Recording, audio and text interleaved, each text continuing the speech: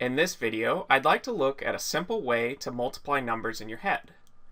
So let's say we have the problem 34 times 7. So the way that you're usually taught to do this on pen and paper is to first multiply 7 times 4. You write the 8, and you put the remainder up here. Then you do 7 times 3 is 21, and you add the remainder, which brings it to 23. So 34 times 7 is 238. Now, a different way that we can approach this is instead of doing 7 times 4 first, we do 7 times 30 first, and then add 7 times 4 to that. So let's think about it that way, where first, so I'll just write this as a sum, we do 7 times 30, which is 210, and then we add 7 times 4, which is 28. And you can see that this does indeed get 238. So essentially what I'm proposing is to do your multiplication the reverse of the way you would do it on paper. So let me give a couple more examples here. Let's say we have 64 times 5. And so like in the previous problem, we're going to multiply 5 times 60 first, and then we'll add 5 times 4. So 5 times 60 we know is 300, and then we just have to add 5 times 4, which is 20. So our final result is that this is 320. So let's do another 2-digit times a 1-digit number just to make sure you understand the pattern fully. So let's say we have 98 times 8. And so first we multiply 8 times 90, and then we add 8 times 8. And 8 times 90 is 720.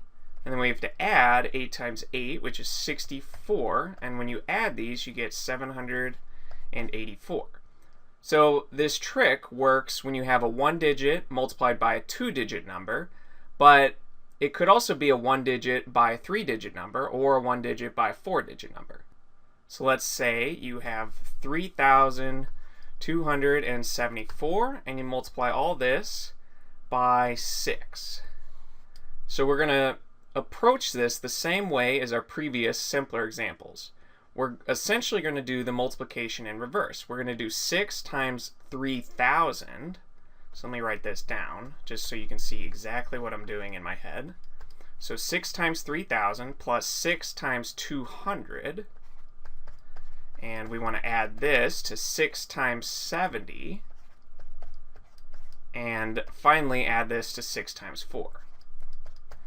Now, the only way that you'll be comfortable with doing something like this in your head is by practicing repeatedly. And it's much simpler to start with 2-digit by 1-digit numbers. So going back to this problem, let's actually add these together. And remember, you would be doing this in your head. So that's why I recommend starting with the simpler ones, because you do have to keep track of a lot of information. So we have 18,000 here, and then plus 1,200 there, and then we add 6 times 70, which is 420, and we add to that 24. So 18,000 plus 1,200 brings us to 19,200 plus 420, which would be 19,620 plus 24 brings us to 19,644.